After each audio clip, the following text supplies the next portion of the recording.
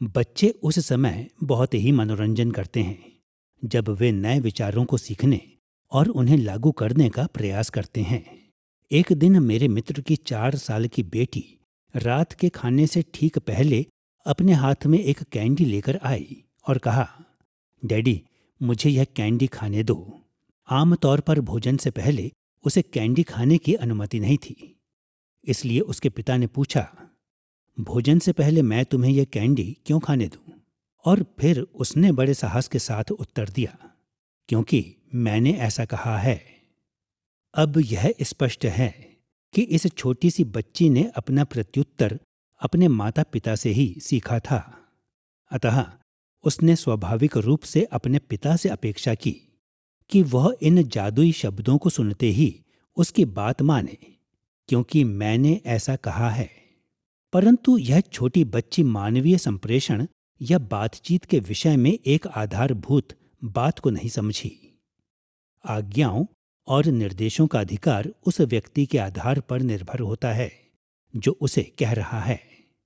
यद्यपि उस छोटी बच्ची ने उन्हीं शब्दों का इस्तेमाल किया जो उसके माता पिता करते थे, और उसे आज्ञा माननी जरूरी थी, परंतु उसके माता पिता को उसकी बात माननी जरूरी नहीं थी, क्योंकि इसे वह कह रही थी। जब हम मसीही नैतिक शिक्षा पर ध्यान देते हैं तो हमें इस आधारभूत बात को समझना जरूरी है। नैतिक सिद्धांतों का अधिकार उससे लिया जाता है जो उस बात को कहता है। हमें पवित्र शास्त्र के निर्देश के प्रति स्वयं को क्यों समर्पित करना है? मसीही विश्वास के निर्देशों का हमारे ऊपर अधिकार क्यों है? इसका उत्तर बिल्कुल सीधा सा है। इन निर्देशों का हमारे ऊपर अधिकार है क्योंकि वे उस परमेश्वर की ओर से आते हैं जिसके पास सारा अधिकार है। हम उनकी पालना करते हैं क्योंकि उसने ऐसा कहा है। यह बाइबल आधारित निर्णय लेना पर आधारित दूसरा अध्याय है। अध्यायों की इस श्रृंखला में हम उस प्रक्रिया पर ध्यान दे रहे हैं जिसका अनुसरण करने के लिए बाइबल कह रही है जब हम नैतिक निर्णय लेते हैं। हमने इस अध्याय का शीर्षक दिया है निर्देशात्मक दृष्टिकोण, परमेश्वर और उसका वचन।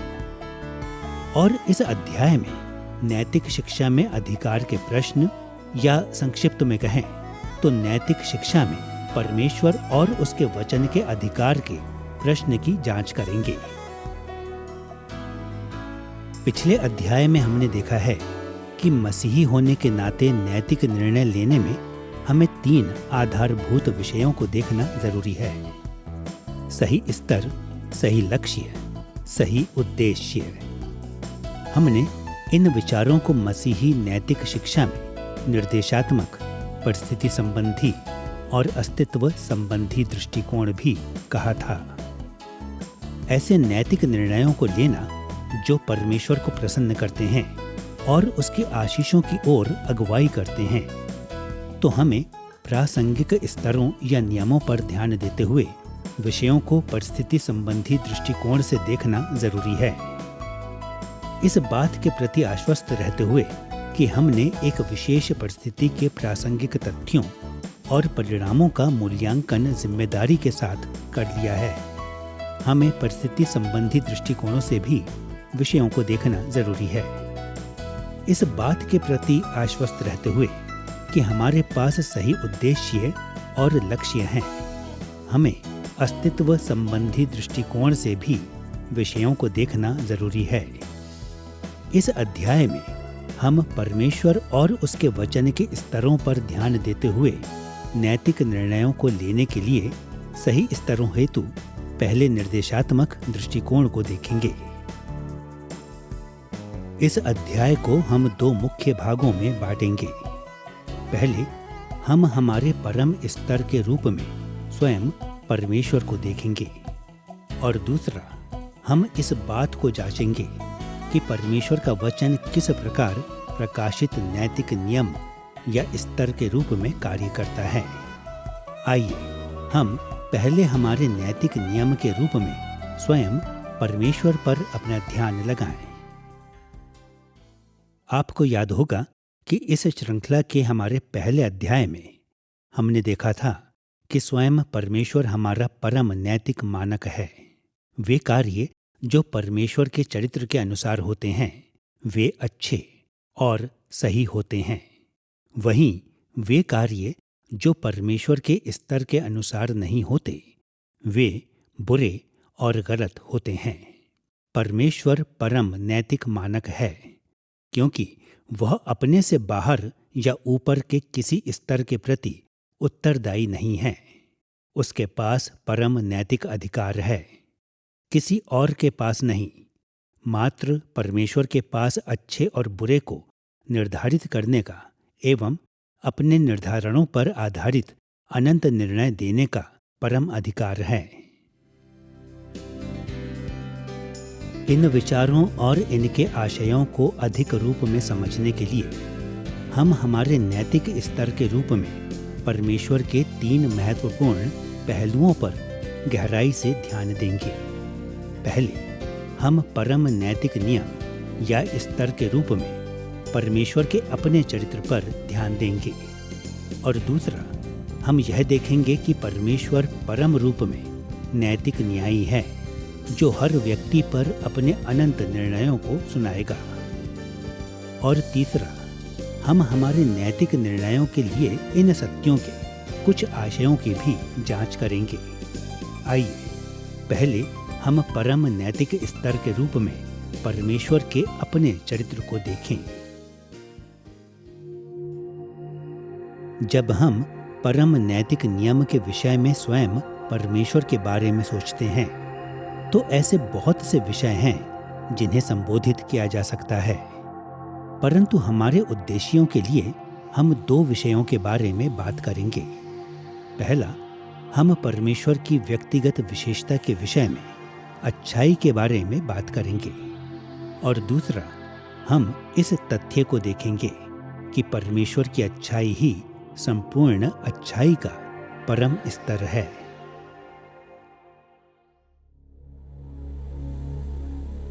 पहली बात यह है कि जब हम परमेश्वर की व्यक्तिगत विशेषता के रूप में अच्छाई के बारे में बात करते हैं तो हमारा अर्थ होता है कि वह स्वयं ऐसा स्तर है जिसके द्वारा सारी नैतिकता को मापा जाता है। यद्यपि हम कई बार अच्छाई और उपयुक्तता के भावों के बारे में सैद्धांतिक रूप में बात करते हैं और यद्यपि हम अच्छाई और सही जैसे शब्दों का इस्तेमाल अव्यक्तिक वस्तुओं और विचारों पर लागू कर सकते हैं, फिर भी ये भाव उचित रूप से बहुत ही आधारभूत बात परमेश्वर के व्यक्तित्व की अच्छाई से निकलते हैं। परमेश्वर के चरित्र के अतिरिक्त अच्छाई और उपयुक्तता जैसी कोई बात नहीं हो सकती। नैतिक मूल्य का अस्तित्व परमेश्वर के प्रतिबिंब के रूप में ही है। बहुत ही वास्तविक भाव में वह केवल अच्छा और सही ही नहीं है, वह स्वयं अच्छाई और उपयुक्तता है। जैसा हमने पहले अध्याय में देखा, ज्योति के रूपक के द्वारा पवित्र शास्त्र इस विचार को दर्शाता है कि परमेश्वर की विशेषताएं परम नैतिक स्तर हैं। पहला यूहन्ना अध्याय 1 पद 5 से 7 में प्रेरित यूहन्ना ने सिखाया, परमेश्वर ज्योति है और उसमें कुछ भी अंधकार नहीं। यदि हम कहें कि उसके साथ हमारी सहभागिता है और फिर अंधकार में चलें तो हम झूठे हैं और सत्य पर नहीं चलते। पर यदि जैसा वह ज्योति में है वैसे ही हम भी ज्योति में चलें तो एक दूसरे से सहभागिता रखते हैं और उसके पुत्र यीशु का लहू हमें सब पापों से शुद्ध करता है। ज्योति के रूप में परमेश्वर का रूपक मुख्य रूप से एक नैतिक मूल्यांकन है। अंधकार को पाप और झूठ के समरूप समझा जाता है और ज्योति को सत्य एवं पाप से शुद्धि के साथ जोड़ा जाता है। मूल रूप में यह अनुच्छेद पाप को परमेश्वर की प्रकृति से भिन्न होने के रूप में परिभाषित करने के द्वारा स्पष्ट करता है कि परमेश्वर सिद्ध रूप में पाप से मुक्त है। दूसरे शब्दों में यह मानता है कि स्वयं परमेश्वर अच्छाई और उपयुक्तता का परम स्तर है। इसलिए जो कुछ भी परमेश्वर की प्रकृति के विरुद्ध है वह पाप है। यीशु ने इसी प्रकार के विचार को मरकुस अध्याय 10 पद 18 में व्यक्त किया। कोई उत्तम नहीं, केवल एक, अर्थात परमेश्वर। यह कहने के द्वारा कि केवल परमेश्वर ने अच्छाई के स्तर को पूरा किया है, यीशु ने कहा कि वह तुलनात्मक या कृत्रिम अच्छाई की अपेक्षा सिद्ध और संपूर्ण अच्छाई के बारे में बात कर रहा था। आखिरकार बाइबल दूसरे लोगों को भी अच्छा कहती है, परंतु परमेश्वर की अच्छाई भिन्न है। दूसरी अच्छाई से विपरीत यह विशेषता में सिद्ध है, श्रेणी में परम है और त्रिएकता के व्यक्तित्वों के प्रति अद्वितीय है। हम सारे पवित्र शास्त्र में परमेश्वर की श्रेष्ठ अच्छाई के समान कथनों को पाते हैं, जैसे कि भजन अध्याय 5 पद 4, जहां दाऊद ने लिखा, बुराई तेरे अर्थात परमेश्वर के साथ नहीं रह सकती, और दानिएल अध्याय 4 पद 37 में, जहां गैर यहूदी राजा नबूकदनेस्सर ने भी घोषणा की, उसके सब काम सच्चे और उसके सब व्यवहार न्याय के हैं। शायद इस विचार को रखने वाला सबसे संक्षिप्त लेख मत्ती अध्याय 5 पद 48 में पाया जाता है, जहां यीशु ने कहा, तुम सिद्ध बनो जैसा तुम्हारा स्वर्गीय पिता सिद्ध है।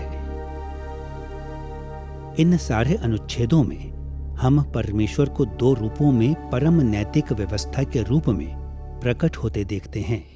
पहला, प्रभु को सिद्धता के शिखर के रूप में पूर्ण रूप से दोष रहित व्यक्ति के रूप में प्रकट किया गया है, और दूसरा, पवित्र शास्त्र के पाठकों के रूप में हमें परमेश्वर के कार्यों और उसके चरित्र के समक्ष अपनी अच्छाई को मापने के लिए उत्साहित किया जाता है।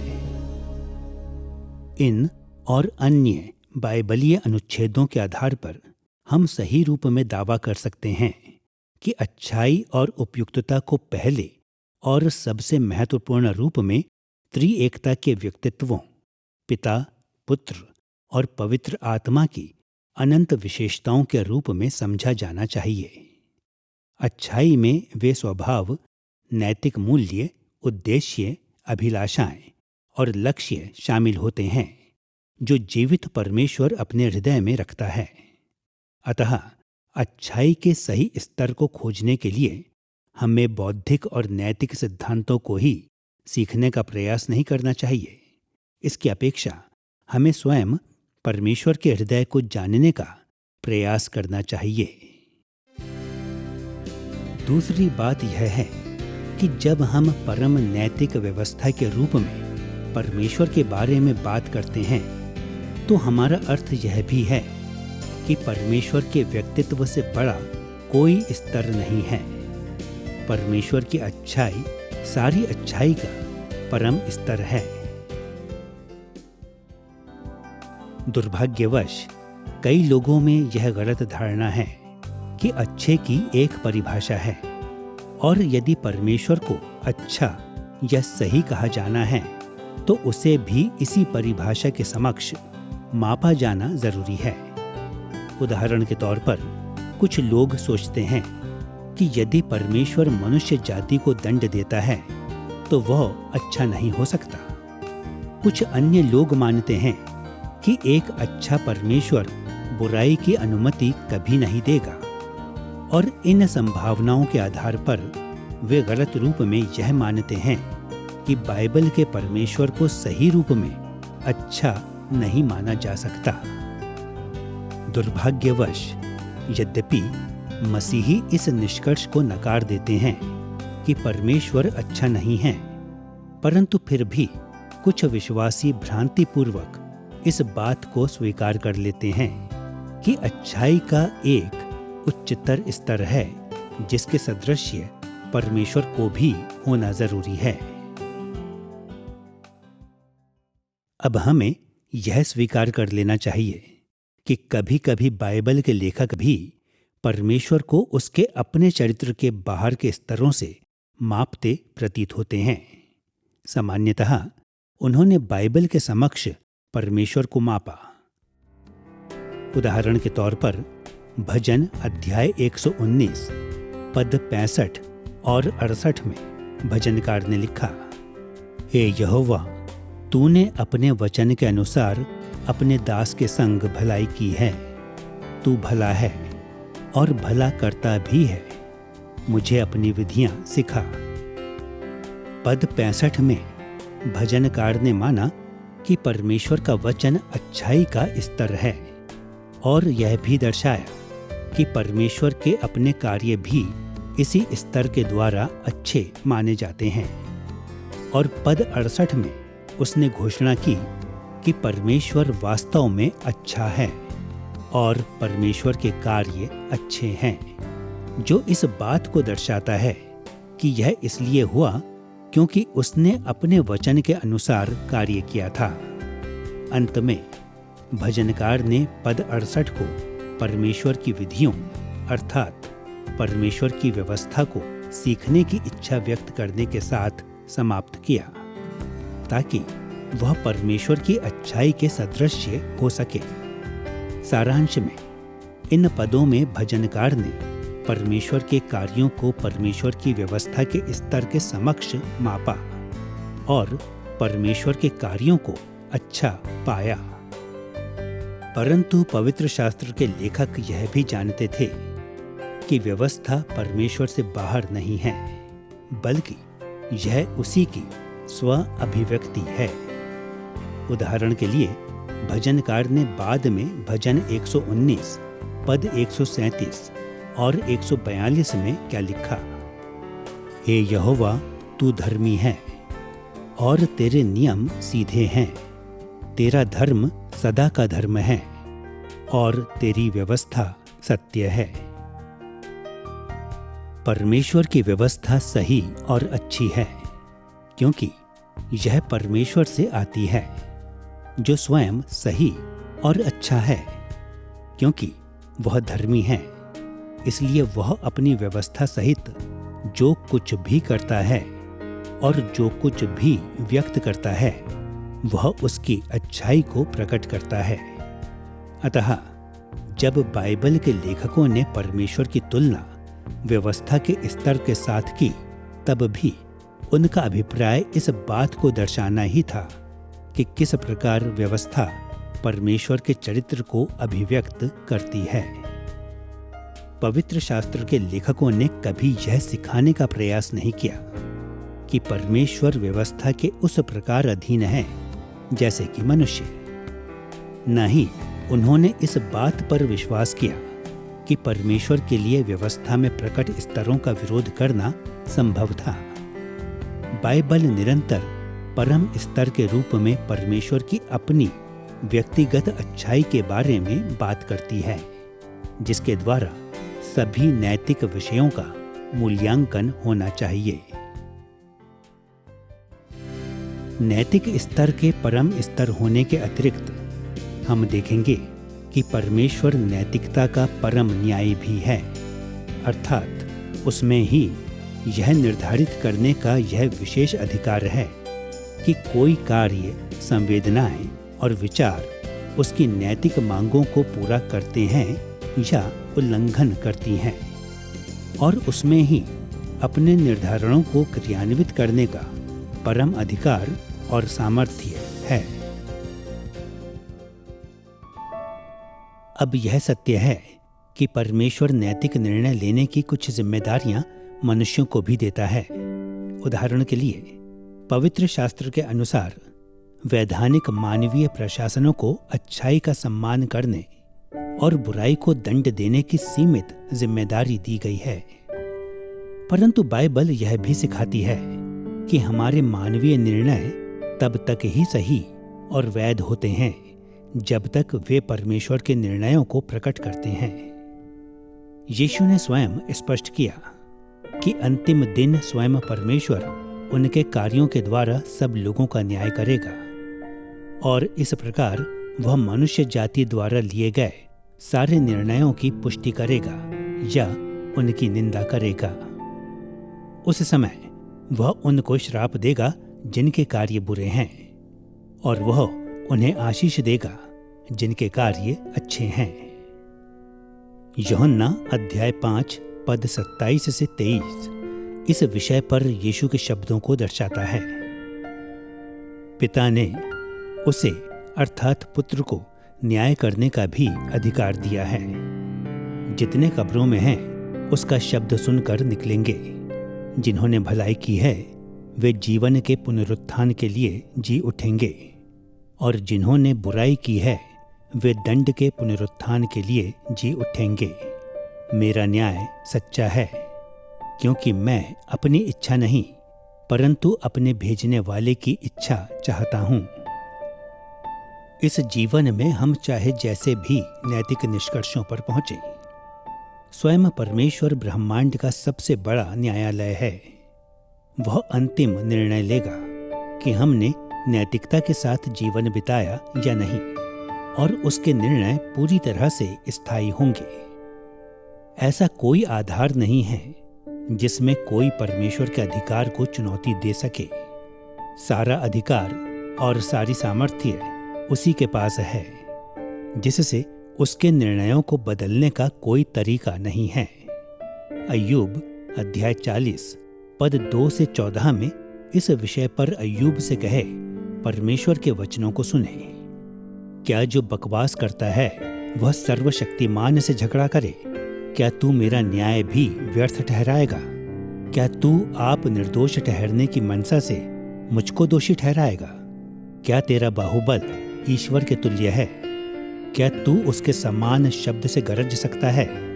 अब अपने को महिमा और प्रताप से संवार और ऐश्वर्य और तेज के वस्त्र पहन ले। तब मैं भी तेरे विषय में मान लूंगा कि तेरा ही दाहिना हाथ तेरा उद्धार कर सकता है। न्याय करना परमेश्वर का अधिकार है, क्योंकि उसके पास परम अधिकार है, और उसके निर्णय अपरिहार्य हैं, क्योंकि उसके पास परम सामर्थ्य है। यद्यपि परमेश्वर के रचे गए प्राणी उसके अधिकार और सामर्थ्य से बचना चाहें, परंतु वे ऐसा नहीं कर सकते। अंतिम विश्लेषण में केवल 2 विकल्प हैं। या तो हम मसीह के द्वारा उसकी दया में शरण पाने में स्वयं को उसके प्रति समर्पित करते हैं, या हम उसकी अनाज्ञाकारिता करते हैं और अनंत दंड भोगते हैं। और यदि हम परमेश्वर को अप्रसन्न करने और उसके निर्णयों पर अविश्वास करने की परीक्षा में पड़ते हैं, तो हमें यह भी ध्यान रखना चाहिए कि उसके सारे निर्धारण न्यायी और सही हैं।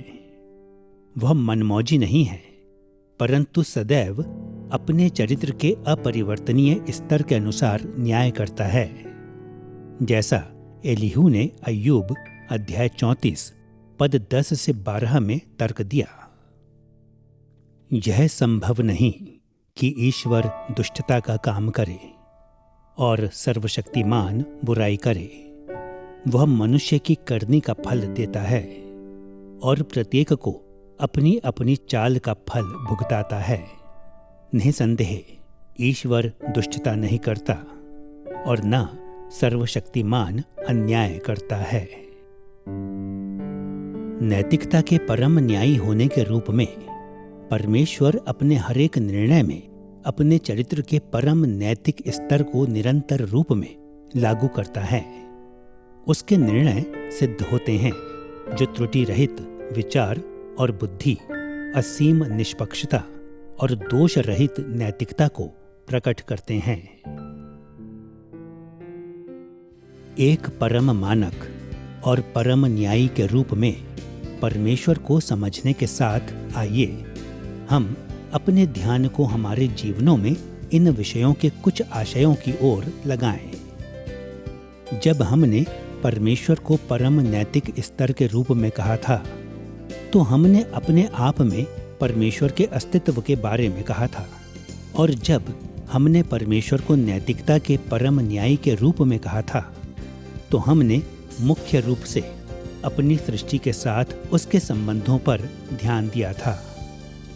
इस बिंदु पर हम हमारे ध्यान को इस बात की ओर लगाएंगे कि न्याय करने में परमेश्वर की सामर्थ्य और अधिकार उसके द्वारा रचे गए प्राणियों को उसके चरित्र के स्तर के अनुसार जीवन जीने के लिए प्रेरित करते हैं।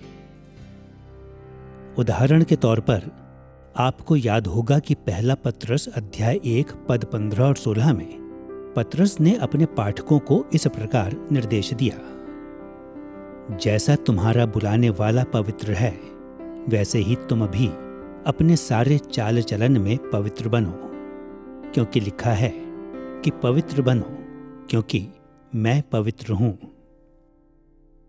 इस अनुच्छेद में पत्रस ने उसी बात की पुष्टि की जिसे हम पहले ही कह चुके थे।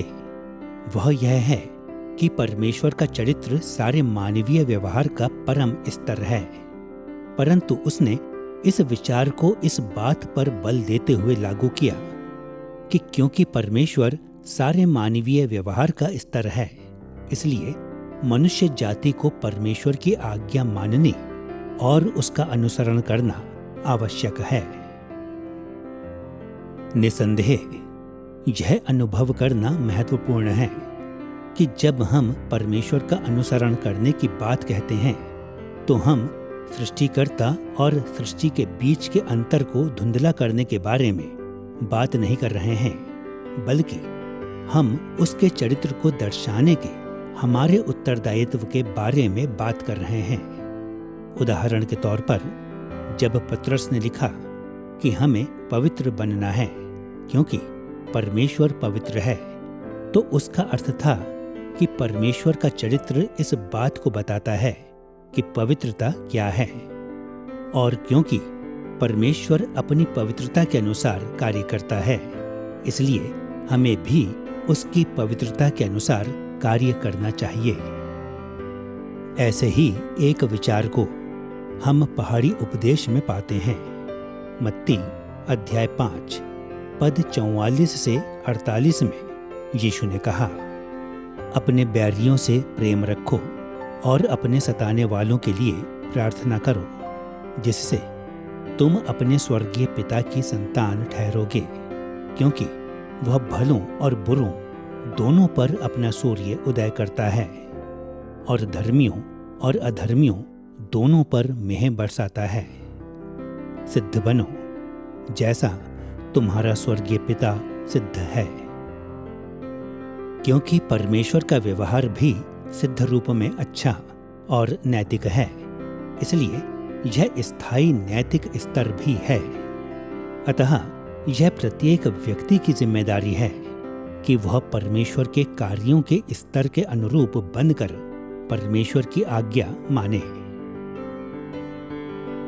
अब हम में से अधिकांश लोगों के लिए यह अर्थ स्पष्ट होगा। आखिरकार यदि परमेश्वर वह परम अधिकार है जो एक परम स्तर के प्रति हमें उत्तरदायी ठहराता है, तो इसे इस बात को मानना चाहिए कि हम उस स्तर का पालन करने के प्रति जिम्मेदार हैं। वास्तविकता में बहुत से लोग जब परमेश्वर के सर्वोच्च अधिकार और धर्मी स्तर का सामना करते हैं, तो वे परमेश्वर की आज्ञाओं का निरादर करते हैं और अपने जीवनों के लिए अपने नियमों को बना लेते हैं। कुछ मानते हैं कि यदि परमेश्वर में न्याय करने की सामर्थ्य है, फिर भी उसके पास वह अधिकार नहीं है। वे परिणामों की परवाह किए बिना यह भी मान सकते हैं कि परमेश्वर का विरोध करना सम्मान योग्य और अच्छा है, ठीक उसी प्रकार जैसे कि कोई एक बुरे मानवीय तानाशाह का विरोध करता है। हम मसीही क्षेत्रों में भी इस प्रकार के स्वभाव को देखते हैं। उदाहरण के लिए, कलीसिया में अनेक लोग मानते हैं कि क्योंकि यीशु हमारे पापों के लिए मरा, इसलिए परमेश्वर हमारी आज्ञाकारिता की मांग नहीं करता। वे क्षमा को अनुमति के साथ उलझा देते हैं और गलत रूप में कल्पना करते हैं कि क्योंकि हमारे सारे पाप क्षमा हो चुके हैं तो हम जैसे चाहें वैसे जी सकते हैं। परंतु सत्य यह है कि विश्वासियों को भी परमेश्वर के चरित्र के स्तर के अनुसार जीना जरूरी है। सुनिए किस प्रकार पहला यूहन्ना अध्याय 1 पद 7 में यूहन्ना ने लिखा, पर जैसा वह ज्योति में है वैसे ही हम भी ज्योति में चलें, और उसके पुत्र यीशु का लहू हमें सब पापों से शुद्ध करता है। इस अध्याय में यूहन्ना ने कम से कम 2 बातें कहीं जो हमारे विचार विमर्श के लिए प्रत्यक्ष रूप से प्रासंगिक है। पहला, यह सिखाते हुए कि हम सब जैसा वह ज्योति में है वैसे ही ज्योति में चलें। यूहन्ना ने दर्शाया कि सभी विश्वासियों की जिम्मेदारी है कि वे परमेश्वर का अनुसरण करें। दूसरा, यूहन्ना ने कहा कि परमेश्वर के स्तर को मानने की हमारी जिम्मेदारी मसीह में हमारी क्षमा से संबंधित है। जब हम परमेश्वर का अनुसरण करते हैं तभी मसीह का लहू हमें पापों से साफ करता है। हम तब तक यीशु को उद्धारकर्ता के रूप में नहीं पा सकते जब तक हम प्रभु के रूप में उसकी आज्ञा मानने के प्रति प्रेरित नहीं होते। इस बात को ध्यान से देखने के बाद कि परमेश्वर स्वयं परम नैतिक मानक है, अब हम नैतिक शिक्षा में निर्देशात्मक दृष्टिकोण के इस अध्ययन में हमारे दूसरे मुख्य शीर्षक की ओर मुड़ने के लिए तैयार हैं, जो है हमारे प्रकाशित नैतिक मानक के रूप में परमेश्वर का वचन। हमने कई तरीके देखे हैं जिनमें बाइबल यह दर्शाती है कि स्वयं परमेश्वर हमारा परम नैतिक मानक है, परंतु वास्तविकता यह है कि हम ही जानते हैं कि परमेश्वर कैसा है, क्योंकि उसने स्वयं को वचन के माध्यम से हमारे समक्ष प्रकट किया है। इस प्रकाशन के बिना उसका चरित्र रहस्यमयी और अनजान होगा, जिससे हम उसके उदाहरण का अनुसरण करने की हमारी जिम्मेदारी को पूरा नहीं कर सकेंगे। सौभाग्य से परमेश्वर का प्रकाशन हमें उसके चरित्र के बारे में बहुत बातें सिखाता है और हमें ऐसे अच्छे नैतिक निर्णयों को लेने में सहायता करते हैं जो उसके स्तर को दर्शाते हैं। अतः जब हम इस बात पर बल देते हैं कि स्वयं परमेश्वर हमारा परम मानक है, तो हमारे व्यवहारिक मानक के रूप में हमें उसके प्रकाशन या वचन पर निर्भर होना चाहिए। यह देखने के लिए कि किस प्रकार परमेश्वर का वचन हमारा प्रकाशित नैतिक मानक है, हम 3 विषयों पर ध्यान देंगे। पहला, हम प्रकाशन की 3 श्रेणियों को देखेंगे। दूसरा, हम प्रकाशन की इन तीनों श्रेणियों के निर्देशात्मक चरित्र के बारे में बात करेंगे। और तीसरा, हम प्रकाशित मानकों की इन 3 श्रेणियों की एकता को देखेंगे। मसीही नैतिक शिक्षा के हमारे ज्ञान में आगे बढ़ने के लिए सबसे पहले हमें इस बात को अच्छी तरह से समझना है कि परमेश्वर ने स्वयं को 3 रूपों में प्रकट किया है। पारंपरिक रूप में धर्म विज्ञानियों ने परमेश्वर के प्रकाशन के बारे में मुख्य रूप से 2 श्रेणियों में बात की है, विशेष प्रकाशन और सामान्य प्रकाशन। विशेष प्रकाशन की श्रेणी में उन्होंने परमेश्वर की ओर से सीधी बातचीत, जैसे कि पवित्र शास्त्र, भविष्यवाणी, स्वप्नों, दर्शनों को रखा है। सामान्य प्रकाशन की श्रेणी में इतिहास, ब्रह्मांड, मौसम, पौधे, जानवर और मानव जाति आते हैं। सरल रूप में कहें तो सामान्य प्रकाशन वह संपूर्ण श्रेणी है जो उस सब को अपने अंदर समाहित कर लेता है जिसे विशेष प्रकाशन नहीं माना जाता। जहां यह पारंपरिक प्रक्रिया कुछ रूपों में सहायक है, वहीं यह हमारे ध्यान को परमेश्वर के प्रकाशन के कुछ महत्वपूर्ण पहलुओं से हटा देती है। इसलिए इस अध्याय में हम अस्तित्व संबंधी दृष्टिकोण के बारे में बात करेंगे, अर्थात वह प्रकाशन जो मनुष्यों में परमेश्वर का प्रकाशन है, वह प्रकाशन जो प्रायः सामान्य प्रकाशन के साथ जोड़ा तो जाता है, परंतु जो वास्तव में अलग रूप में देखने के योग्य है। प्रकाशन की इन श्रेणियों को मन में रखते हुए हम इस अवस्था में हैं कि हम यह देखें कि किस प्रकार परमेश्वर का संपूर्ण प्रकाशन हमें वह मानक प्रदान करता है जो परमेश्वर के चरित्र को प्रकट करता है और हमें नैतिक निर्णय लेने में अगुवाई करता है। सबसे पहले हम सामान्य प्रकाशन में पाए जाने वाले परमेश्वर के वचन के निर्देशात्मक पहलुओं को देखेंगे। दूसरा, विशेष प्रकाशन के मानकों को देखेंगे और तीसरा, प्रकाशित स्तर के रूप में अस्तित्व संबंधी प्रकाशन को देखेंगे। आइए अब हमारे ध्यान को इस बात पर लगाएं कि परमेश्वर का सामान्य प्रकाशन किस प्रकार हमारे ऊपर अधिकार के रूप में कार्य करता है। जब हम सामान्य प्रकाशन के बारे में बात करते हैं तो हम उन बातों पर ध्यान देते हैं कि सृष्टि और इतिहास परमेश्वर के बारे में सच्ची बातों को और हमारे प्रति उसकी नैतिक मांगों को किस प्रकार बताते हैं। निसंदेह सामान्य प्रकाशन हमें सब कुछ नहीं सिखा सकता।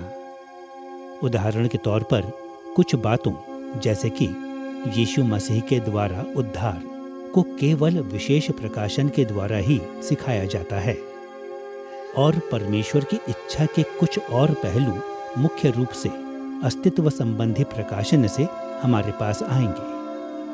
और बाइबल इस बात पर भी बल देती है कि जब आदम और हव्वा पाप में गिरे तो यह रचित जगत भी उसके साथ गिर गया, जिससे पूरी प्रकृति भ्रष्ट हो गई।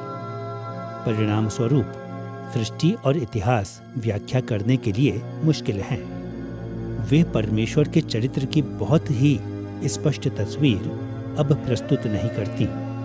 फिर भी बाइबल हमें आश्वस्त करती है कि सामान्य प्रकाशन परमेश्वर के बारे में सच्ची बातें सिखाने के लिए आज भी बहुत ही स्पष्ट रूप में बात करता है। यह परमेश्वर के चरित्र का सिद्ध स्तर प्रकट करता है और इस प्रकार परमेश्वर के एक प्रकाशित मानक के रूप में कार्य करता है।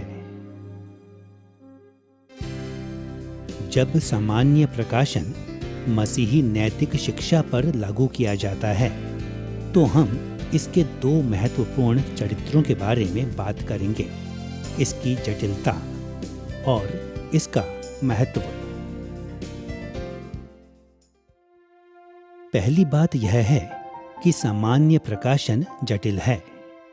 मसीहियों के लिए सामान्य प्रकाशन के बारे में बहुत ही सामान्य रूप में सोचना आम बात है, जैसे कि सामान्य प्रकाशन का हर प्रारूप एक समान हो। वास्तविकता में सामान्य प्रकाशन की श्रेणी में सामान्यपन और विशेषपन के भिन्न भिन्न स्तर पाए जाते हैं। सामान्य प्रकाशन के कुछ पहलू सब लोगों के लिए आम हैं, वहीं सीमित समूहों के लोगों तक ही सीमित होते हैं।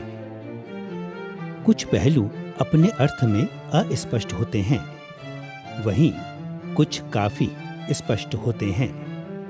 कुछ पहलू परमेश्वर की सक्रिय प्रतिदिन सहभागिता के किसी संकेत के बिना प्राकृतिक नियम का अनुसरण करते हैं, वहीं कुछ स्पष्ट रूप में परमेश्वर के अलौकिक हस्तक्षेप को दिखाते हैं।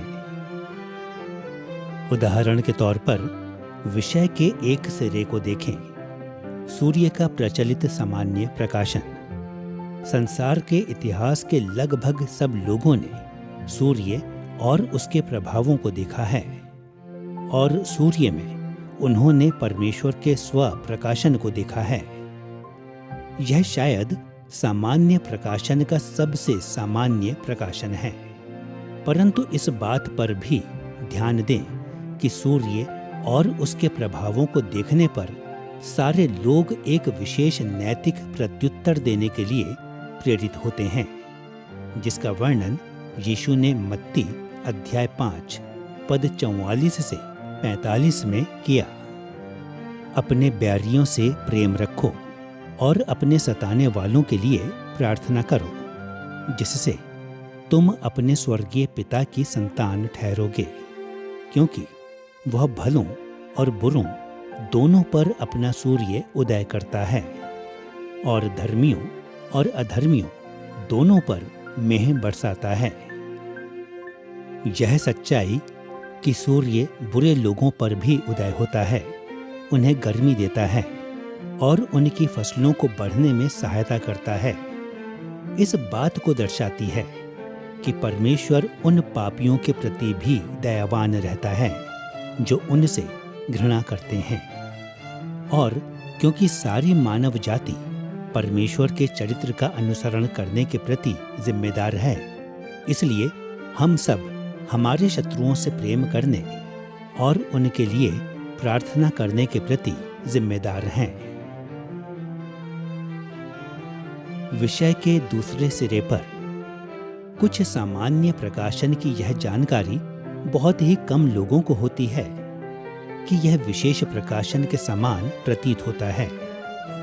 उदाहरण के तौर पर यीशु मसीह के जीवन, मृत्यु और पुनरुत्थान को देखें। जैसा कि हम कह चुके हैं, इतिहास सामान्य प्रकाशन का हिस्सा है। जैसा कि हम देखते हैं, जिन घटनाओं की परमेश्वर अनुमति देता है और किस प्रकार वह सारे समय में जगत का संचालन करता है, तो हम उसके विषय में बहुत कुछ सीखते हैं। और छुटकारे का इतिहास, विशेषकर यीशु मसीह का कार्य, हमें परमेश्वर के बारे में, स्वयं के बारे में और उद्धार के बारे में बहुत कुछ बताता है। सुनिए किस प्रकार पौलुस ने प्रेरितों के काम अध्याय 17 पद 30 से 31 में पुनरुत्थान के इतिहास का वर्णन किया। इसलिए परमेश्वर अज्ञानता के समयों में आनाकानी करके अब हर जगह सब मनुष्यों को मन फिराने की आज्ञा देता है, क्योंकि उसने एक दिन ठहराया है जिसमें वह उस मनुष्य के द्वारा धर्म से जगत का न्याय करेगा जिसे उसने ठहराया है, और उसे मरे हुओं में से जिलाकर यह बात सब पर प्रमाणित कर दी है।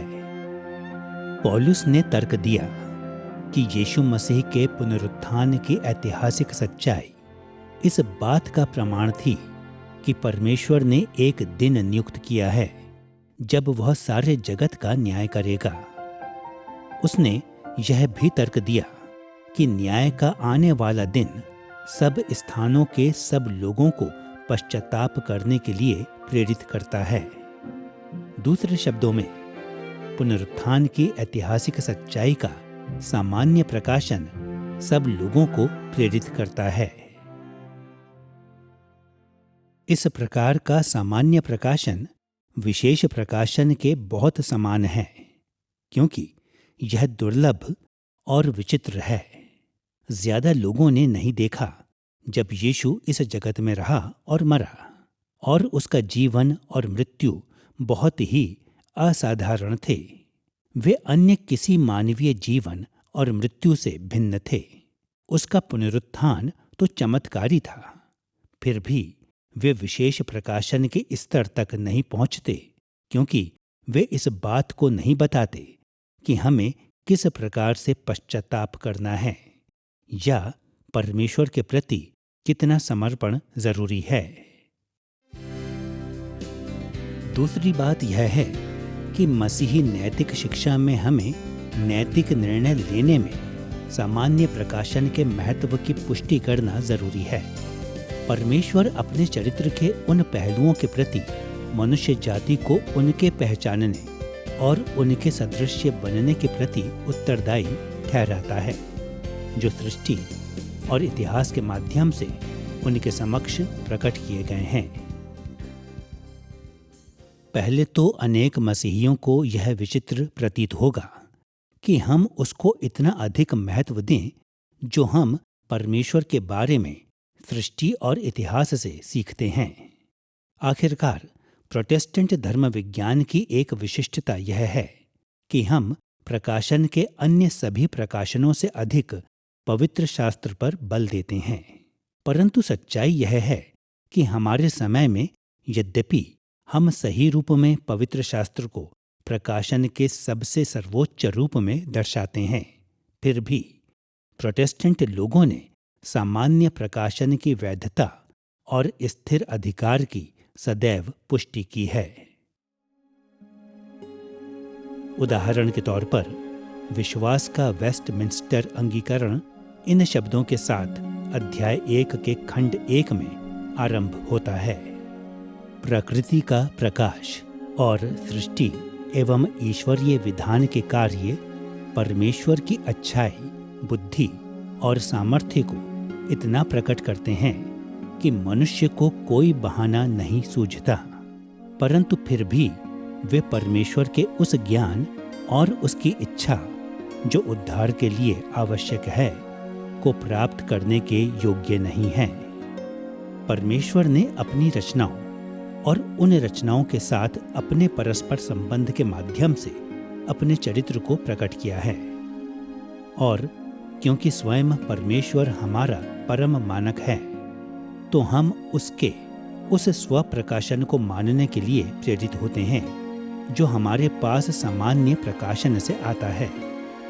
पौलुस ने इन विचारों को रोमियो अध्याय 1 पद 18 से 20 में व्यक्त किया, जहां उसने लिखा, परमेश्वर का क्रोध तो उन लोगों की सब अभक्ति और अधर्म पर स्वर्ग से प्रकट होता है जो सत्य को अधर्म से दबाए रखते हैं, इसलिए कि परमेश्वर के विषय का ज्ञान उनके मनों में प्रकट है, क्योंकि परमेश्वर ने उन पर प्रकट किया है, क्योंकि उसके अनदेखे गुण अर्थात उसकी सनातन सामर्थ्य और परमेश्वरत्व जगत की सृष्टि के समय से उसके कामों के द्वारा देखने में आते हैं, यहाँ तक कि वे निरुत्तर हैं।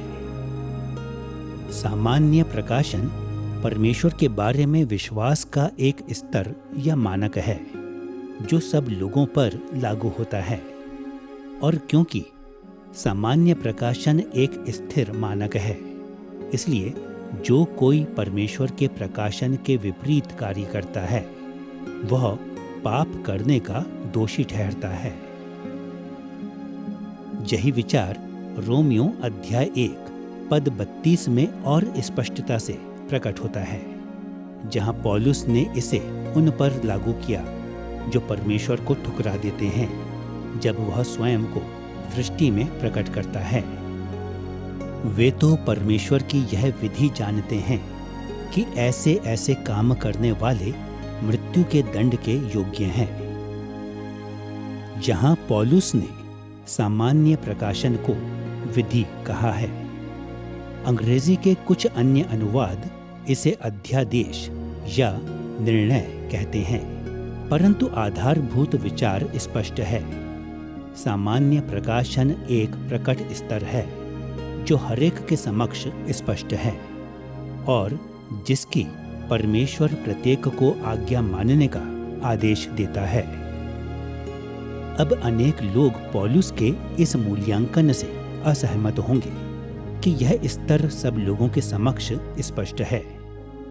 हम में से कुछ लोग निसंदेह महसूस करते हैं कि हमने इन बातों को सृष्टि से नहीं सीखा और कि यह जानकारी इतनी विशिष्ट है कि प्रकृति और इतिहास से नहीं जानी जा सकती।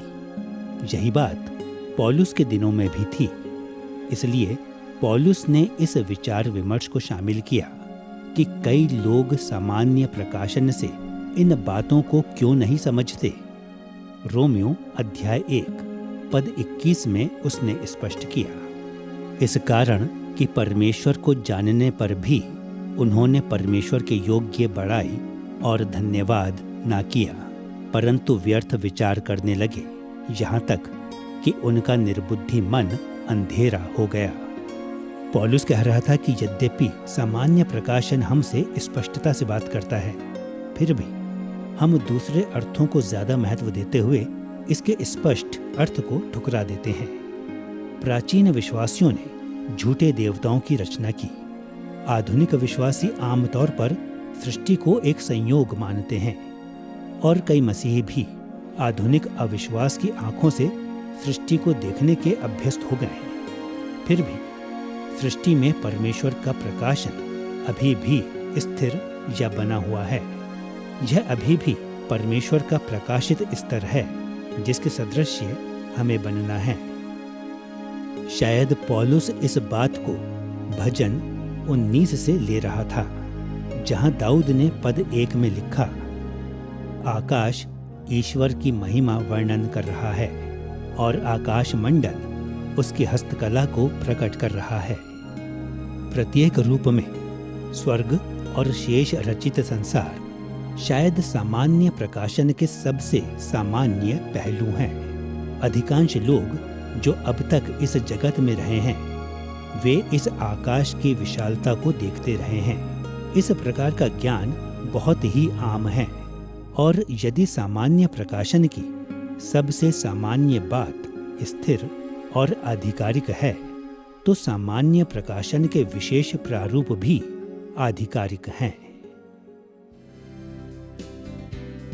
यह देखने के बाद कि सामान्य प्रकाशन कई रूपों में आता है और कि वे सब रूप परमेश्वर के मानकों को प्रकट करते हैं, अब हमें विशेष प्रकाशन को परमेश्वर की ओर से प्रकट एक अन्य मानक के रूप में देखना है।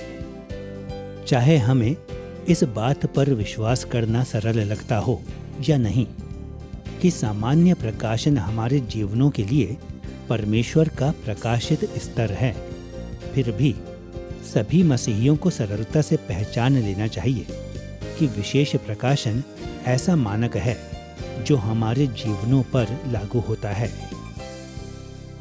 जिस प्रकार हमने सामान्य प्रकाशन के साथ किया, हम मसीही नैतिक शिक्षा पर विशेष प्रकाशन की जटिलता और उसके महत्व पर ध्यान देंगे। पहली बात यह है कि विशेष प्रकाशन जटिल है, जो हमारे समक्ष कई रूपों में आता है। इनमें से अधिकांश रूप मौखिक या लिखित वचन पर निर्भर होते हैं, परंतु उन सब में परमेश्वर द्वारा अपने लोगों से इन रूपों में बात करना शामिल होता है, जो सृष्टि के सामान्य क्रियाकलापों से बाहर के होते हैं। जब हम पवित्र शास्त्र का सर्वेक्षण करते हैं, तो हम विशेष प्रकाशन के अनेक भिन्न भिन्न उदाहरणों को पाते हैं। कुछ विषयों में परमेश्वर दृष्टिगोचर रूप में प्रकट होता है और समूहों एवं व्यक्तिगत लोगों से ऐसे बात करता है जिसे सुना जा सके।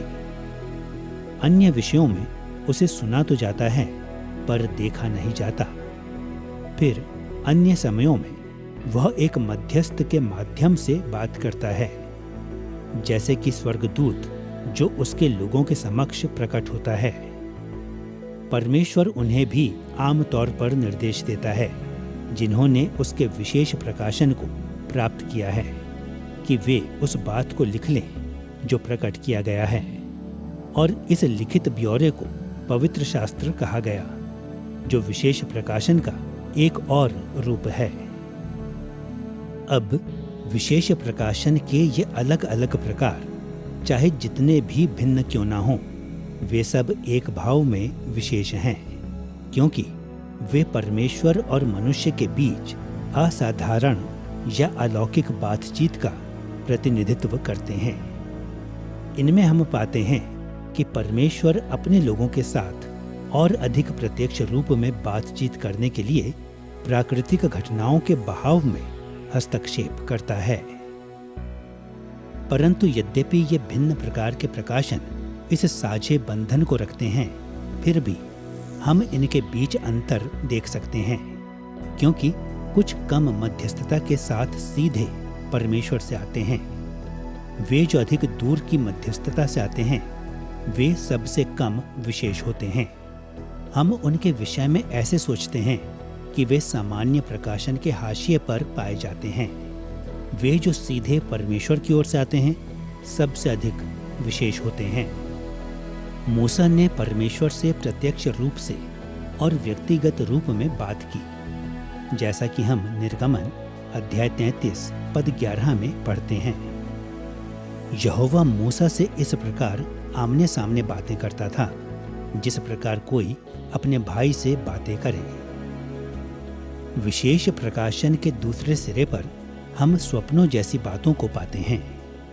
स्वप्नों में विशेष प्रकाशन का महत्व इस बात में नहीं पाया जाता कि एक व्यक्ति स्वप्न देखता है, परंतु इस बात में कि परमेश्वर लोगों को सत्य बताने के लिए इस प्राकृतिक प्रक्रिया का इस्तेमाल करता है। उदाहरण के तौर पर उत्पत्ति अध्याय 41 में हम 7 पतली गायों के बारे में फिरौन के स्वप्न को पाते हैं, जिन्होंने 7 मोटी गायों को खा लिया था। निश्चित रूप से फिरौन जानता था कि यह स्वप्न अलौकिक था और यह अपने सलाहकारों से उसकी व्याख्या करने के आग्रह से प्रमाणित होता है। परंतु फिरौन को कैसे पता चला कि उसका स्वप्न अलौकिक था?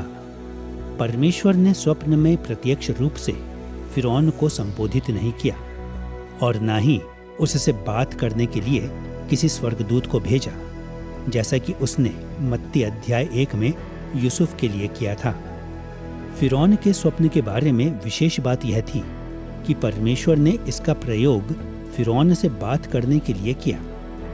परमेश्वर द्वारा स्वप्न के प्रयोग के बिना यह प्रकाशन उन स्वप्नों जैसा ही था जो सामान्य प्रकाशन के रूप में ही घटित होते हैं। सारांश में कुछ विशेष प्रकाशन अद्भुत होते हैं और स्पष्टतः अलौकिक होते हैं, जैसे कि मूसा जैसे लोगों के साथ परमेश्वर की प्रकट उपस्थिति। परंतु अन्य विशेष प्रकाशन सामान्य प्राकृतिक मानवीय जीवन के समान दिखते हैं। हमारे समय में विशेष प्रकाशन का सबसे सामान्य रूप और वर्तमान प्रकाशन का सार्वभौमिक रूप से स्वीकृत रूप पवित्र शास्त्र है, और पवित्र शास्त्र में भी ऐसे भाग हैं जो बहुत विशेष हैं और अन्य भाग हैं जो थोड़े सामान्य हैं। उदाहरण के तौर पर निर्गमन अध्याय 31 पद 18 के अनुसार परमेश्वर ने 10 आज्ञाओं को लिखा, जो उसकी उंगली से लिखी हुई साक्षी देने वाले पत्थर की तख्तियों पर लिखी गई थी। अन्य लेख मूल रूप में अन्य जातियों द्वारा लिखे गए थे, जिन्होंने सामान्य प्रकाशन की व्याख्या की थी। उदाहरण के तौर पर प्रेरितों के काम अध्याय 17 पद 28 में पौलुस ने यूनानी श्रोताओं को ये शब्द लिखे, जैसे तुम्हारे कितने कवियों ने भी कहा है कि हम तो उसी के अर्थात परमेश्वर के वंश भी हैं। यहाँ पौलुस ने अन्य जातीय कवि के निष्कर्षों की पुष्टि की और इस अन्य जातीय कवि के शब्द विशेष प्रकाशन का हिस्सा बन गए। कुछ और सामान्य लेखों में बाइबलीय लेखकों द्वारा संकलित कुछ नीति वचन अन्य जातीय कवियों से उद्धरण और एजरा अध्याय 4 में फारस के राजा अर्थक्षत्र एवं फरात के पार के क्षेत्रों में रहने वाले उसके सेवकों के बीच लिखे पत्रों की प्रतियां शामिल हैं। विशेष प्रकाशन जटिल है, जो कई रूपों में हमारे समक्ष आता है। उनमें से अधिकांश प्रारूप मौखिक या लिखित वचन पर निर्भर होता है, परंतु उन सब में उन रूपों में परमेश्वर का अपने लोगों से बात करना सम्मिलित होता है, जो सृष्टि के सामान्य क्रियाकलापों से बाहर होते हैं। दूसरी बात यह है, सारे विशेष प्रकाशन मसीही नैतिक शिक्षा के लिए महत्वपूर्ण हैं, क्योंकि सारे विशेष प्रकाशन हमारे लिए निर्देशात्मक हैं। सारा विशेष प्रकाशन वह स्तर है जिसके सदृश हमें बनना है। उदाहरण के तौर पर ध्यान दें कि प्रेरितों के काम अध्याय 17 पद 28 में जब पौलुस ने अन्य जातीय कवि अरातुस और क्लेंथिस को उद्धृत किया तो उसने उनके शब्दों से यह भावार्थ निकाला जो सब मनुष्यों पर लागू होता है। प्रेरितों के काम अध्याय 17 पद 28 से 30 को सुने। जैसे तुम्हारे कितने कवियों ने भी कहा है कि हम तो उसी के वंश भी हैं, सो परमेश्वर का वंश होकर हमें यह समझना उचित नहीं कि ईश्वरत्व सोने या रूपे या पत्थर के समान है, जो मनुष्य की कारीगरी और कल्पना से गढ़े गए हों। इसलिए परमेश्वर अज्ञानता के समयों में आनाकानी करके अब हर जगह सब मनुष्यों को मन फिराने की आज्ञा देता है। इन शब्दों हम तो उसी के वंश भी हैं कि अन्य जातीय उद्गम के बावजूद परमेश्वर के आधिकारिक प्रेरित के रूप में पौलुस द्वारा उनके इस्तेमाल ने इस उद्धरण को मनुष्य जाति के लिए परमेश्वर के विशेष प्रकाशन में बदल दिया और उन्हें एक स्थिर स्तर बना दिया एवं हर जगह सब मनुष्यों को मन फिराने के लिए प्रेरित किया। और यदि अन्य जातीय उद्गम के शब्दों का इतना महत्व हो सकता है तो निश्चय ही वह प्रकाशन जो अधिक विशेष है हमें और अधिक प्रेरित करता है। वास्तव में हम इस निष्कर्ष को पवित्र शास्त्र में ही पूरा होते हुए देखते हैं। उदाहरण के तौर पर सुनिए यिर्मयाह अध्याय 25 पद 8 से 9 में यरूशलेम के निवासियों से तब परमेश्वर ने क्या कहा था जब उन्होंने बार बार उसके भविष्यवक्ताओं को ठुकरा दिया था। तुमने जो मेरे वचन नहीं माने, इसलिए सुनो, मैं उत्तर में रहने वाले सब कुलों को बुलाऊंगा और अपने दास बाबुल के राजा नबूकदनेस्सर को बुलवा भेजूंगा और उन सबों को इस देश और इसके निवासियों के विरुद्ध और इसके आसपास की सब जातियों के विरुद्ध भी ले आऊंगा और इन सब देशों का मैं सत्यानाश करके उन्हें ऐसा उजाड़ दूंगा कि लोग इन्हें देखकर ताली बजाएंगे, वरन ये सदा उजड़े ही रहेंगे। क्योंकि लोगों ने परमेश्वर के भविष्यवक्ताओं की बात सुनने से इनकार कर दिया था, इसलिए परमेश्वर ने उनके विरुद्ध कठोर वाचाई दंड देने की चेतावनी दी थी और यह कह के भी चिताया था कि वह सदैव के लिए नाश कर देगा यदि वे पश्चाताप नहीं करते। जब परमेश्वर बाइबलीय भविष्यवक्ताओं और प्रेरितों जैसे अपने आधिकारिक प्रतिनिधियों के माध्यम से सत्य को प्रकट करता है तो यह विशेष प्रकाशन पूरी तरह लागू होने वाला होता है।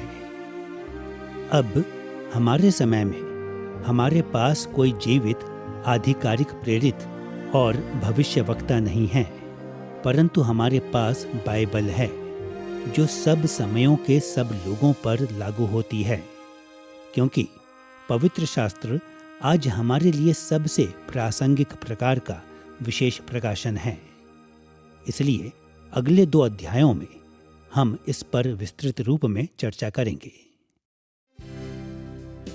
परंतु अब हमें हमारा ध्यान अस्तित्व संबंधी प्रकाशन की ओर लगाना चाहिए, जो मनुष्यों के माध्यम से परमेश्वर का प्रकाशन है। यद्यपि धर्म विज्ञानियों के लिए अस्तित्व संबंधी प्रकाशन के बारे में बात करना आम नहीं है, परंतु यह विचार कि परमेश्वर स्वयं मनुष्यों में और के द्वारा प्रकट करता है, सामान्य प्रकाशन के एक भाग के रूप में मुख्य धारा प्रोटेस्टेंट धर्म विज्ञान के द्वारा पहचाना जा रहा है। दूसरे शब्दों में हम यहाँ पर एक नए प्रकार के प्रकाशन की वकालत नहीं कर रहे हैं, परंतु उसी प्रकाशन को श्रेणीबद्ध करने के भिन्न तरीके को दर्शा रहे हैं जिन्हें धर्म विज्ञानियों ने सदियों से स्वीकारा है। उदाहरण के तौर पर विश्वास के वेस्टमिंस्टर अंगीकरण के अध्याय 1 भाग 10 को सुने।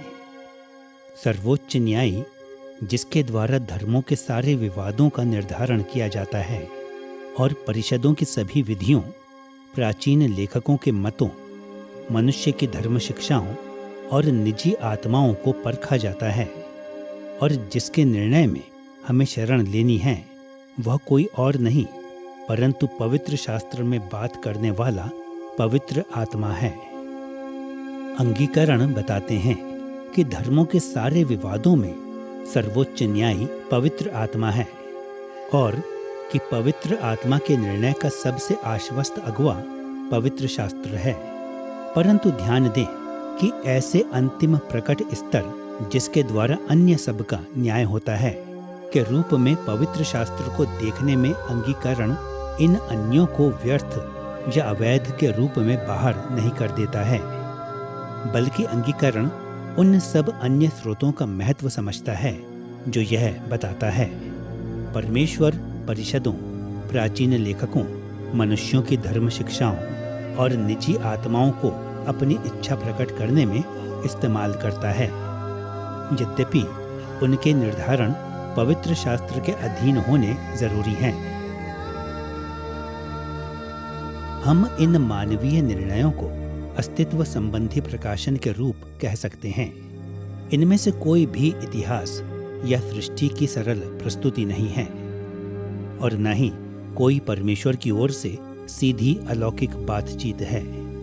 इसकी अपेक्षा प्रत्येक में मनुष्यों के माध्यम से परमेश्वर का प्रकाशन सम्मिलित होता है, फिर वे चाहे लोगों के समूहों द्वारा सामूहिक धर्म विज्ञानी निष्कर्ष हों या एक व्यक्ति के निर्णय हों या विश्वासियों के भीतर पवित्र आत्मा की आंतरिक अगुवाई और प्रकाशन हो।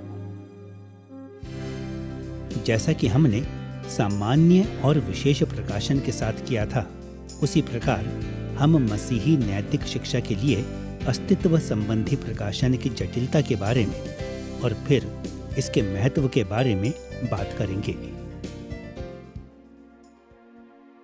सबसे पहले अस्तित्व संबंधी प्रकाशन को दो मुख्य श्रेणियों में बांटा जा सकता है: अस्तित्व संबंधी प्रकाशन के भौतिक पहलू और अस्तित्व संबंधी प्रकाशन के आंतरिक पहलू।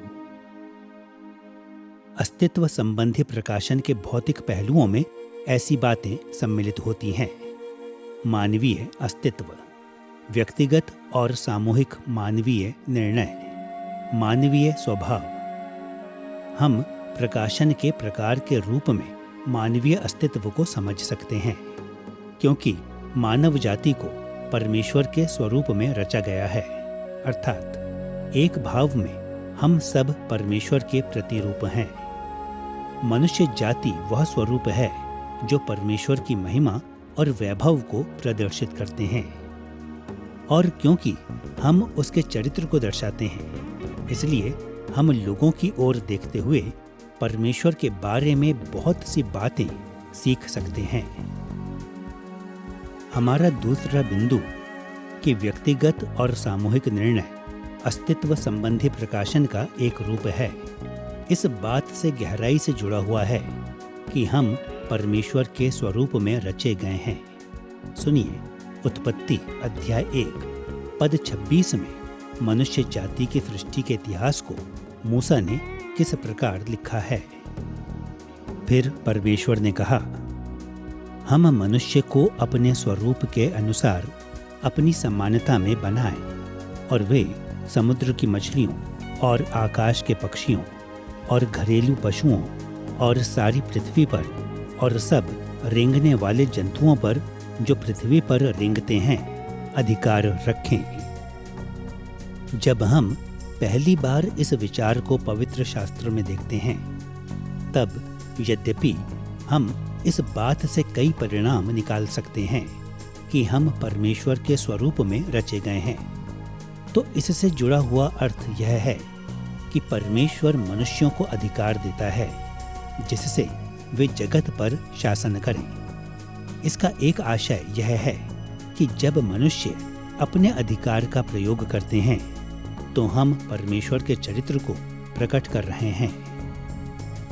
इसे क्रियान्वित करने के एक अन्य तरीके को हम उत्पत्ति अध्याय 2 पद 19 में देखते हैं, जहां हम ये शब्द पढ़ते हैं, और यहोवा परमेश्वर भूमि में से सब जाति के बनैले पशुओं और आकाश के सब भांति के पक्षियों को रचकर आदम के पास ले आया कि देखें कि वह उनका क्या क्या नाम रखता है।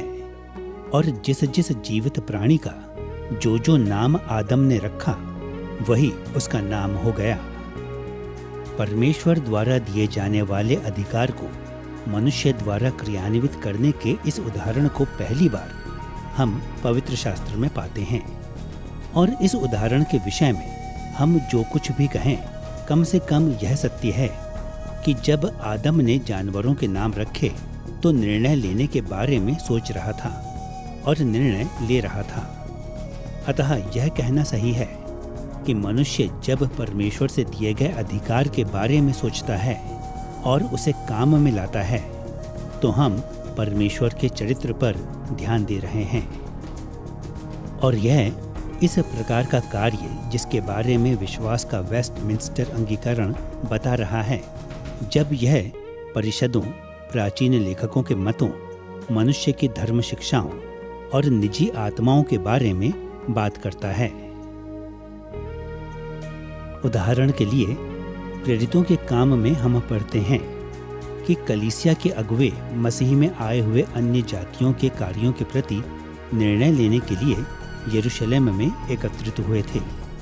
उस महासभा ने, जिसमें पतरस और पौलुस जैसे प्रेरितों ने भाग लिया और समर्थन दिया, उस समय की कलीसियाओं को उनके निर्णयों को स्पष्ट करते हुए पत्र भेजा। प्रेरितों के काम अध्याय 15 पद 28 और 29 में लूका ने लिखा कि उनके पत्रों में ये शब्द लिखे थे, पवित्र आत्मा को और हमको ठीक जान पड़ा कि इन आवश्यक बातों को छोड़ तुम पर और बोझ न डालें कि तुम मूरतों के बलि किए हुओं से और लहू से और गला घोटे हुओं के मांस से और व्यभिचार से परे रहो। ध्यान दें कि यरूशलेम महासभा ने अपने लिए और पवित्र आत्मा के लिए भी बोलने का दावा किया। उनकी समझ यह थी कि परमेश्वर उनके सामूहिक प्रयासों को कलीसिया के सही कार्यों को निर्धारित करने के लिए इस्तेमाल कर सकता था।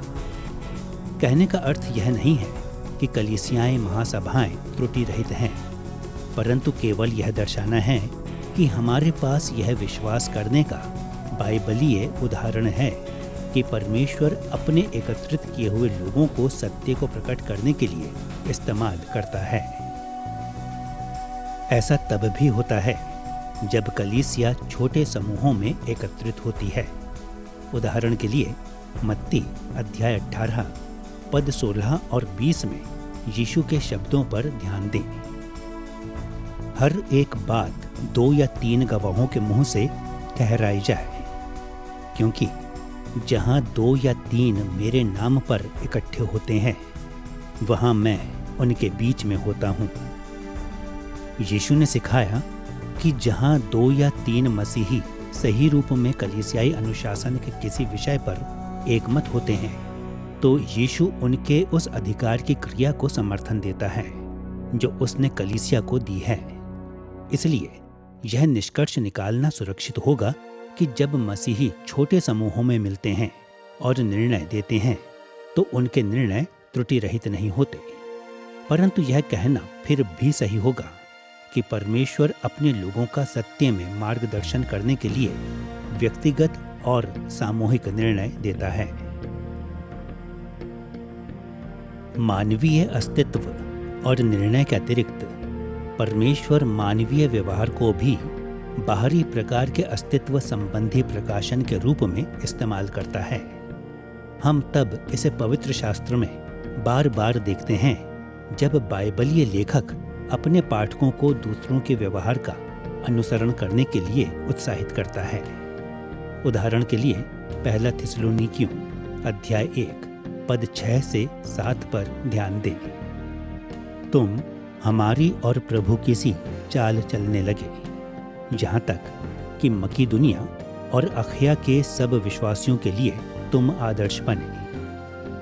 पौलुस ने उसके उदाहरण का अनुसरण करने और दूसरों के समक्ष उदाहरण बनने के लिए थिस्सलुनीकियों के विश्वासियों की प्रशंसा की। जब पौलुस और थिस्सलुनीकियों के लोगों ने परमेश्वर के चरित्र को प्रदर्शित किया तो यह प्रकाशन का रूप था।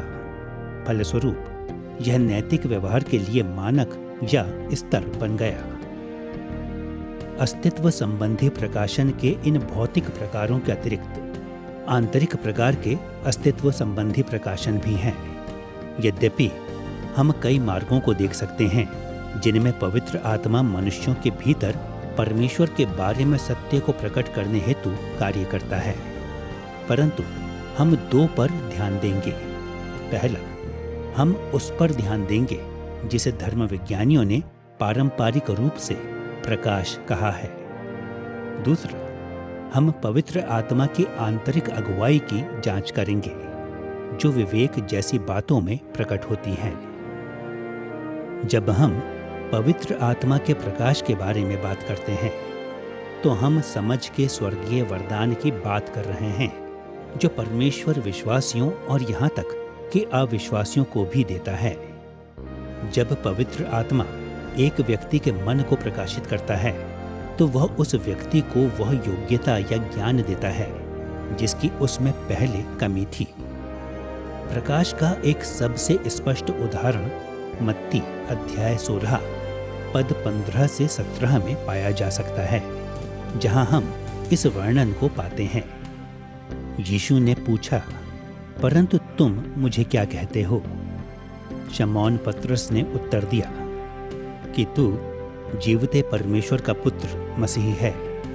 यीशु ने उसको उत्तर दिया कि हे शमौन, योना के पुत्र, तू धन्य है, क्योंकि मांस और लहू ने नहीं परंतु मेरे पिता ने जो स्वर्ग में है यह बात तुझ पर प्रकट की है।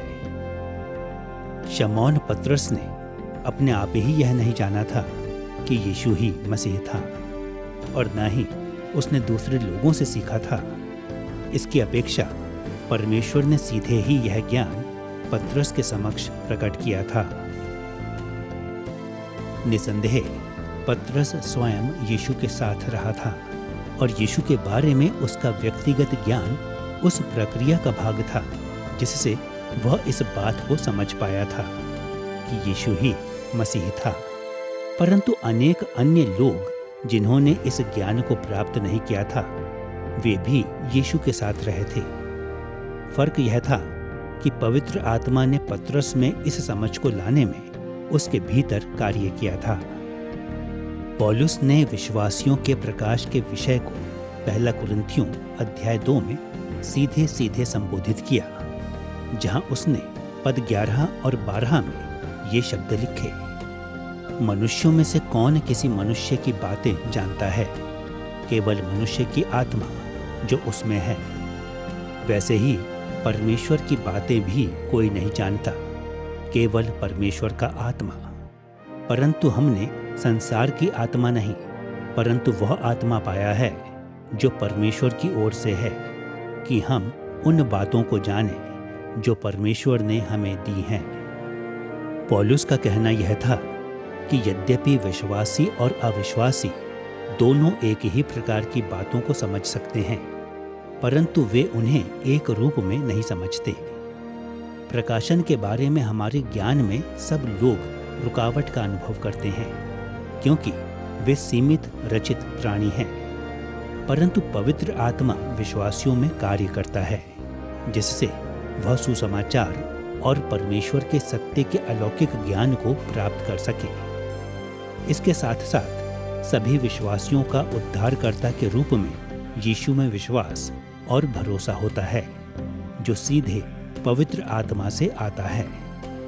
जैसा कि पौलुस ने फिलिप्पियों अध्याय 1 पद 29 में लिखा, क्योंकि मसीह के कारण तुम पर यह अनुग्रह हुआ कि उस पर विश्वास करो। यहाँ यह अनुग्रह हुआ के लिए यूनानी शब्द का अर्थ है मुफ्त में दिया गया। पौलुस का बिंदु यह नहीं है कि फिलिप्पियों को विश्वास करने का अवसर दिया गया था, बल्कि यह कि परमेश्वर ने यीशु में उनके विश्वास के रूप में उन्हें मुफ्त उपहार दिया।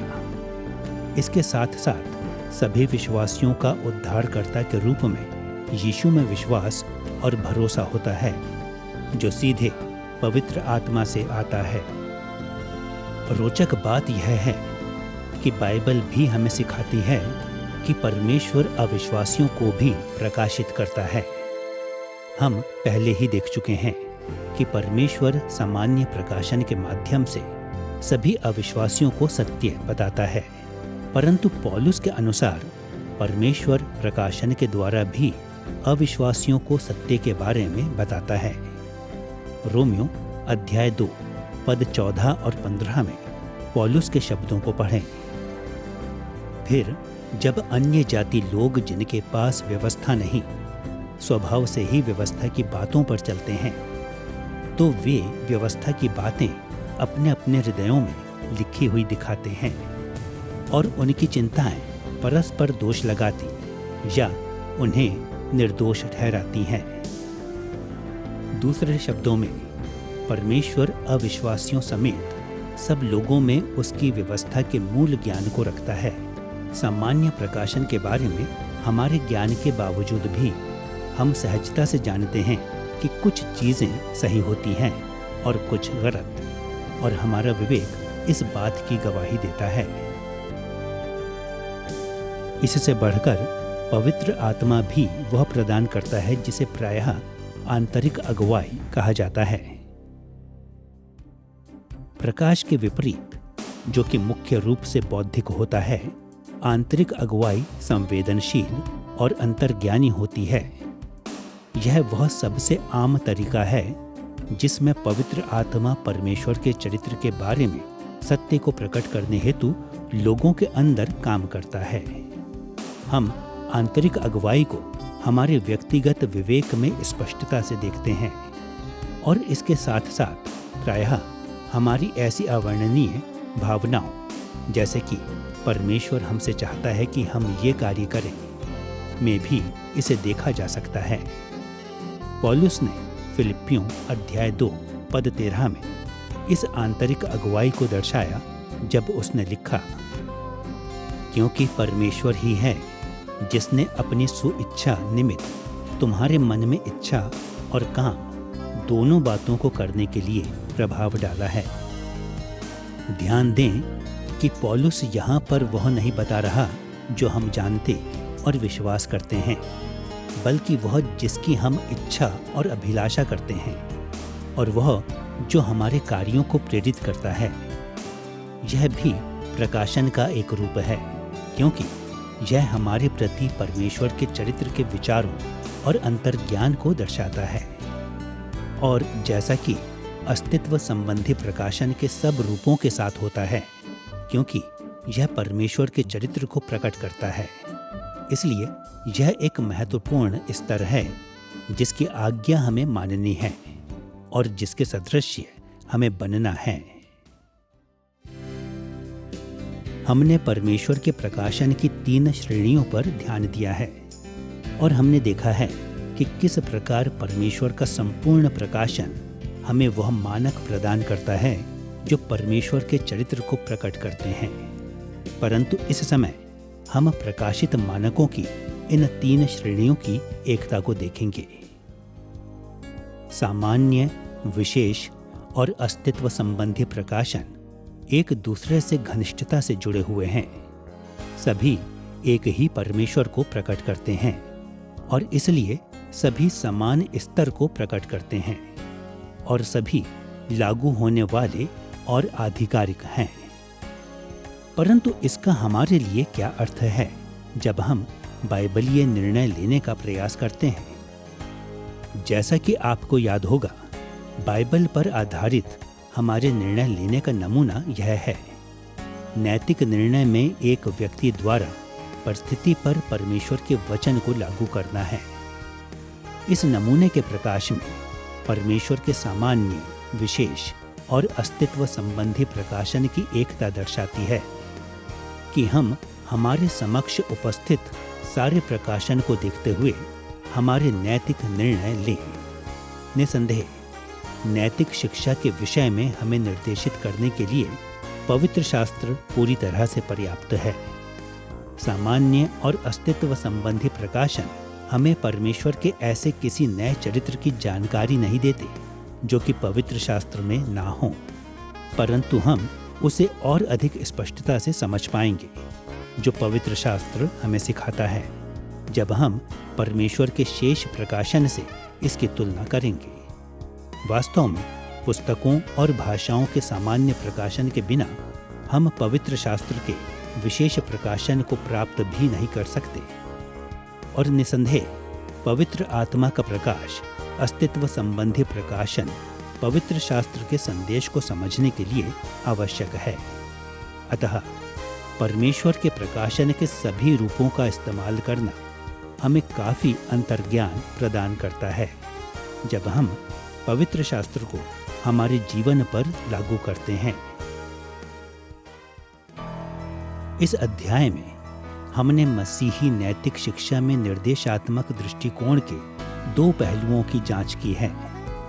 हम देख चुके हैं कि स्वयं परमेश्वर सारे नैतिक व्यवहार का परम स्तर है और कि उसका चरित्र सारे मनुष्यों को उसका अनुसरण करने के लिए प्रेरित करता है। हम यह भी देख चुके हैं कि उसके वचन या प्रकाशन के बिना स्वयं परमेश्वर को जाना नहीं जा सकता। इसलिए हमें हमारे प्रकाशित या व्यावहारिक स्तर के रूप में उसके प्रकाशन को उसके सारे रूपों में स्वीकार करना चाहिए। जब हम नैतिक शिक्षा के हमारे विचारों को विकसित करने का प्रयास करते हैं तो हमें सदैव परमेश्वर के चरित्र से मार्गदर्शन लेना चाहिए, जैसे कि यह प्रकृति और इतिहास में, पवित्र शास्त्र में और मनुष्यों में प्रकट होता है। जब हम इन विचारों को हमारे प्रतिदिन के जीवन पर लागू करते हैं तो हम स्वयं को ऐसे नैतिक निर्णय लेने में और अधिक तैयार पाएंगे जो परमेश्वर को पसंद आने वाले हों और जो उसके लोगों के लिए आशीष लाते हों।